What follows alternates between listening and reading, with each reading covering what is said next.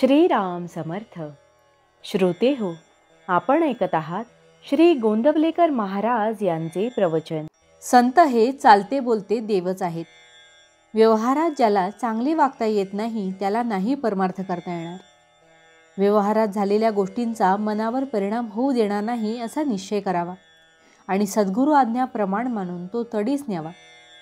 साधनावर जोर द्यावा. स्वतः कोण याची ओळख करून घ्यावी. भगवंतापरते कोणी नाही हे कळले म्हणजे मी कोण हे कळते. निर्गुण जरी समजले तरी सगुण नाही सोडू. माझ्या मुखी राम आला यापरते दुसरे भाग्य ते कोणते. हृदयात स्फूर्ती येऊनच आपण बोलतो. मग आमच्या मुखात राम आला तर तो हृदयात नाही असे कसे म्हणावे. तुम्ही मला उपनिषदातले सांगा म्हटले तर कसे सांगू. ज्याने जे केले तेच तो सांगणार. एक गुरु आज्ञा पालन याशिवाय दुसरे काहीच मी केले नाही तर मी दुसरे काय सांगणार. संतांचा समागम केला म्हणजे आपण मार्गाला लागतो. आपण साधूला व्यवहारात आणतो आणि नंतर तो आपल्याशी व्यवहाराने वागला म्हणजे त्याच्याजवळ समता नाही म्हणून उलट ओरड करतो. संत हे देहाचे रोग बरे करीत नसून त्या रोगांची भीती नाहीशी करतात. संत हे चालते बोलते देवच आहेत. संतांच्या देहाच्या हालचालींना महत्त्व नाही. भगवंताचे नाम सिद्ध करून देणे हाच संतांचा जगावर सर्वात मोठा उपकार होय. हजारो लोक भगवंताच्या नामाला लावणे हेच खरे संतांचे कार्य होय. संतांचा कोणताही मार्ग हा वेदांच्या आणि शास्त्रांच्या उलट असणे शक्यच नाही. संत सूर्यासारखे जगावर स्वाभाविक उपकार करतात.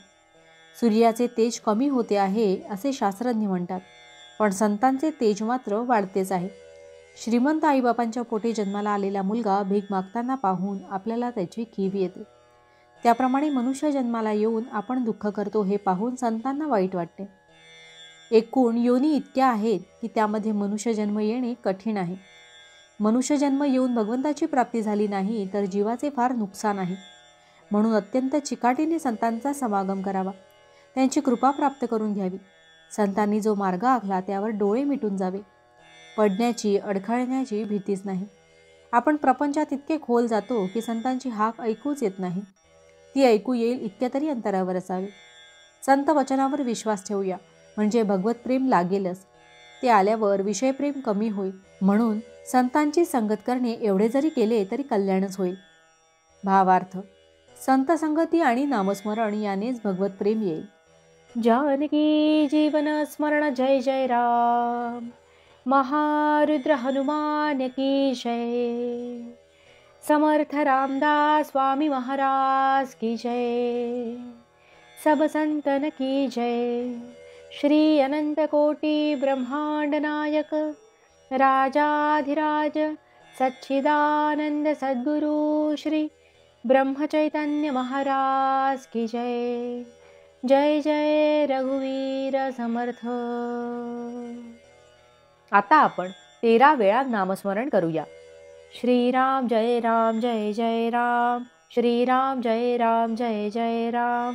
श्रीराम जय राम जय जय राम. श्रीराम जय राम जय जय राम. श्रीराम जय राम जय जय राम. श्रीराम जय राम जय जय राम. श्रीराम जय राम जय जय राम. श्रीराम जय राम जय जय राम. श्रीराम जय राम जय जय राम. श्रीराम जय राम जय जय राम. श्रीराम जय राम जय जय राम. श्रीराम जय राम जय जय राम. श्रीराम जय राम जय जय राम. जय श्रीराम.